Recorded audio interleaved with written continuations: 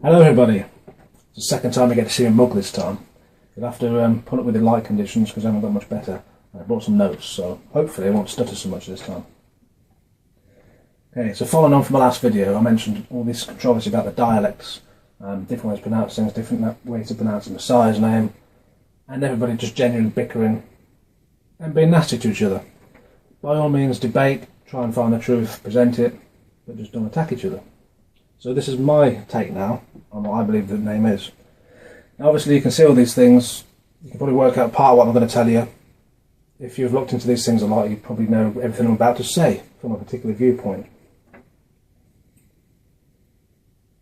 Okay, so the Septuagint, or the LXX as it's sometimes known, the Greek translation of the Tanakh, the Old Testament, right, that had Joshua's name spelt the same as the New Testament does for a particular passage in the book of Hebrews where it talks about Jesus, but it's really talking about Joshua. Most translations now say Joshua, but in King James it said Jesus, and it's spelt the same. This is a reason why a lot of us believe it's the big spelling, not the small one. Okay, that's just a point I wish to bring up. Also, the Septuagint has lots of points in it, lots of parts of the teaching that are different to the Masoretic text, which is what we mostly use nowadays. And a lot of people think that's because the Masoretes were always tweaking things, trying to get rid of messianic bits, and that's worth looking into as well. Because it seems like the Greek New Testament quoted the Septuagint.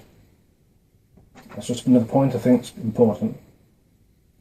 Okay, so if you look at this name, Joshua, in the concordance, in Strong's concordance, right, you're going to get these two top ones come up. And it's vowel pointed like this, which is usually pronounced Yehoshua or Yehoshua. Right? This little, I don't know the names of the pronunciation dots, but I can read them. It's like Yehoshua, but anyway, it's pronounced the same as the full version. Right?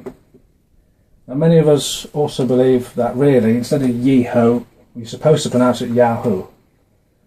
If you look at all the prophets, Isaiah, in Hebrew it's more like Yeshayahu, but you get lots of Yahoo at the end of loads of different names. Plus, there's been cuneiform tablets found that were vowel pointed, and when they spoke the names of particular biblical people, they were vowel pointed to say Yahoo. Even at the start of the name, where you'd have, let's say, a Yo or Yeho, it would be Yahoo. So there's plenty of evidence that it should be Yahoo, less than Yeho. Okay, that's another thing I wish to say.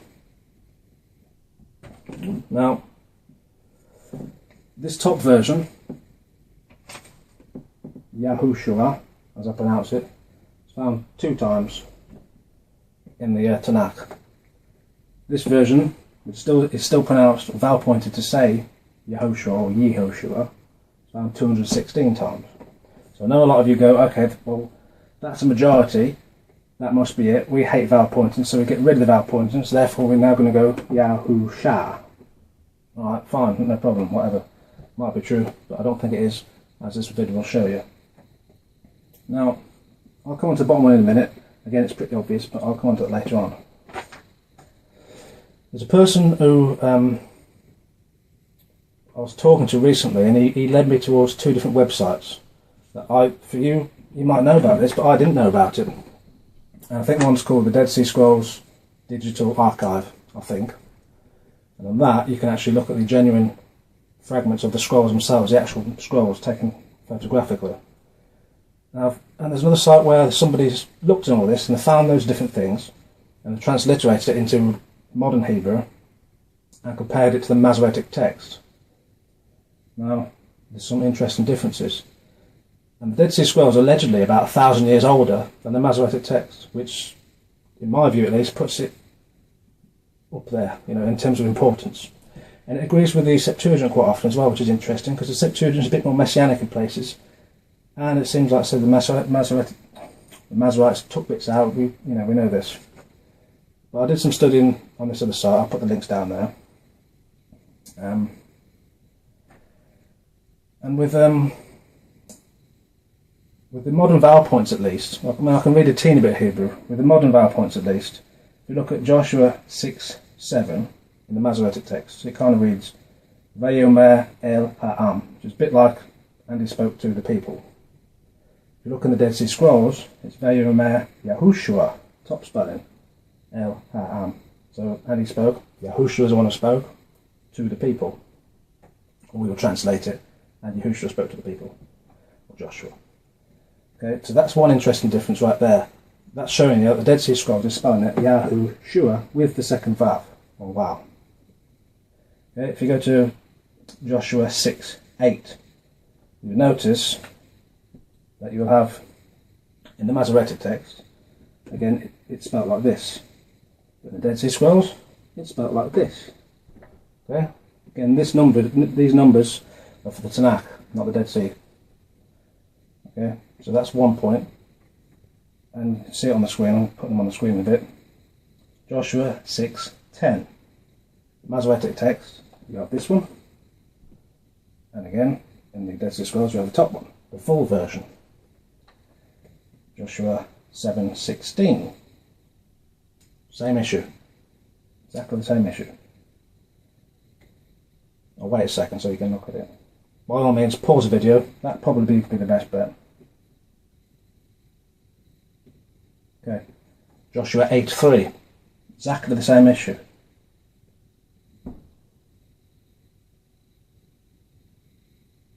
Joshua 8:10. Same issue. Now you'll notice I'm going in order. I'm going to ignore one and come back to it. Joshua 10:9. Same issue. Dead Sea Scrolls, full spelling.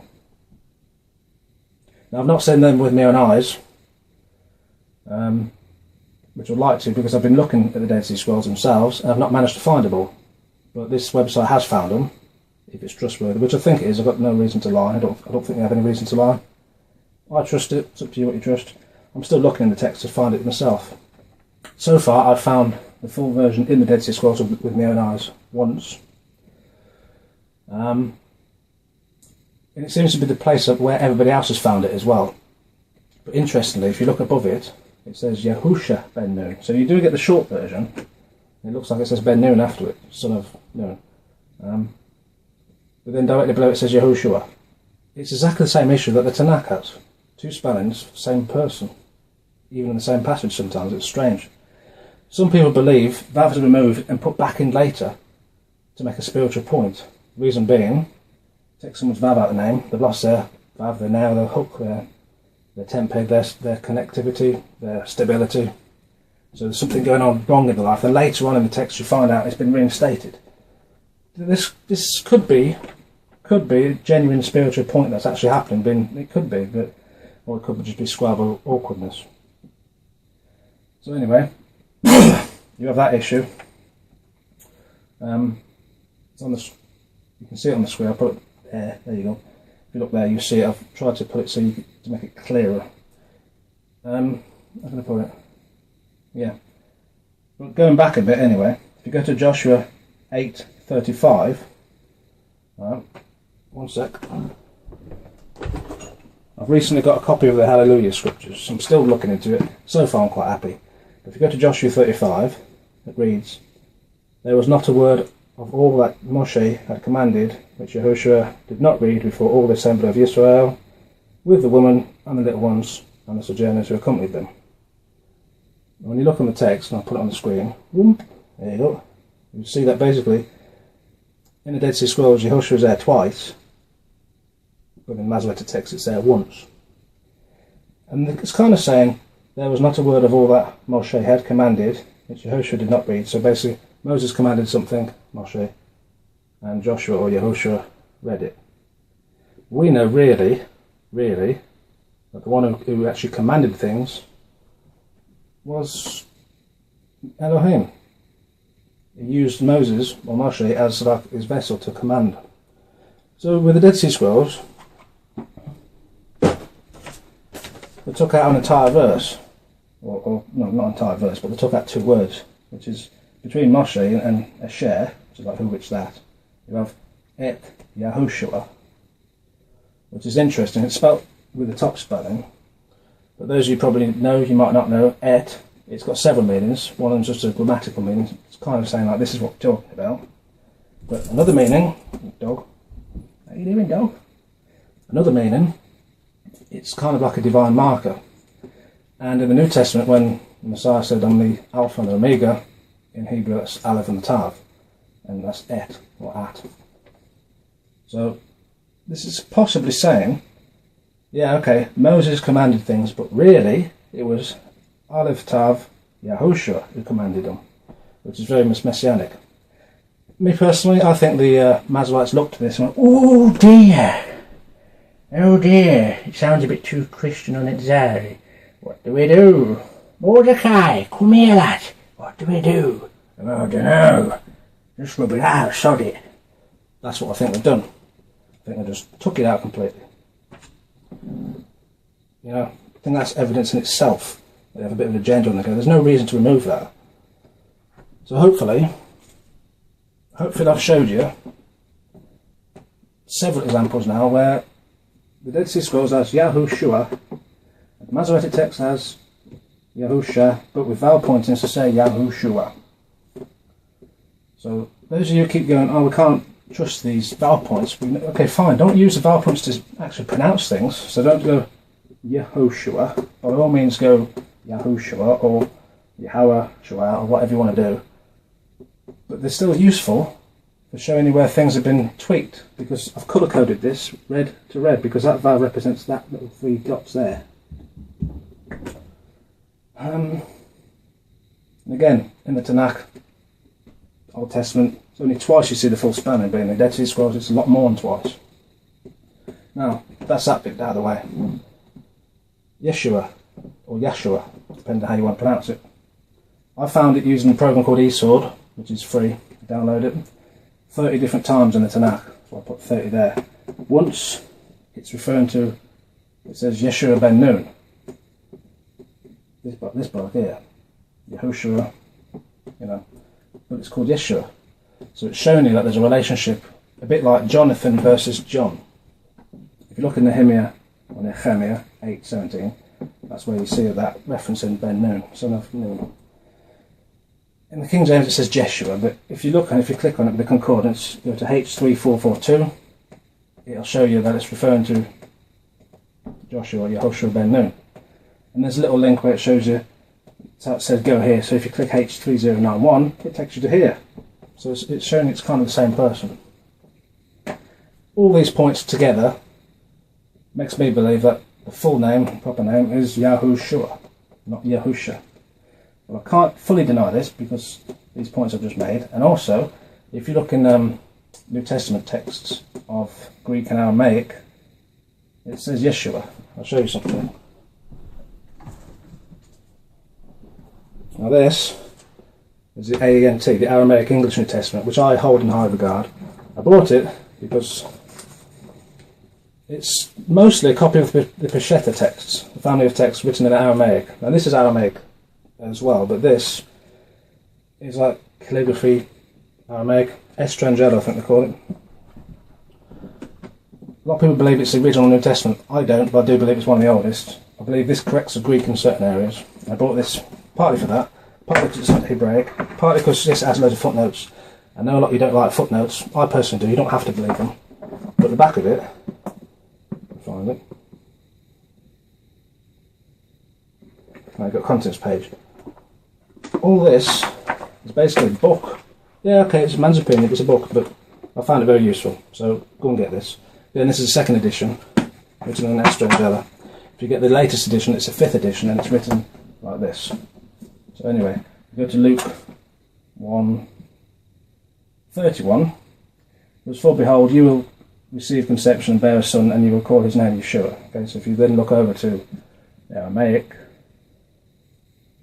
there, Yod Shin Wa Ayin. Try and get focus. If I can. See it? 4 little letters. Baby one, something that looks a bit like a little Y, a bit like a circle, then like a sideways V. There. So the Aramaic texts do say Yeshua, or Yahshua. Again, some Hebrew texts do as well. And because we know Yeshua is a short version of Yehoshua, a bit like John, Jonathan.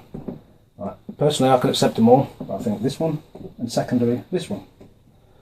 Don't have to argue and get nasty over it, you know, but I wanted to put my points across. I stick with Yahushua most of the time. And I hope that's cleared things up. I don't want to make videos and then be another messenger of confusion. I'm hoping I can clarify things and get rid of some of these dodgy logics. Because some people's logic I think is a bit twisted, or there's big holes in the theory. If you get a hole in the theory, it's a colander. You know, it's just piddling water everywhere. It ain't working. So, see what you think. And again, please give me some comments. All right? Cheers!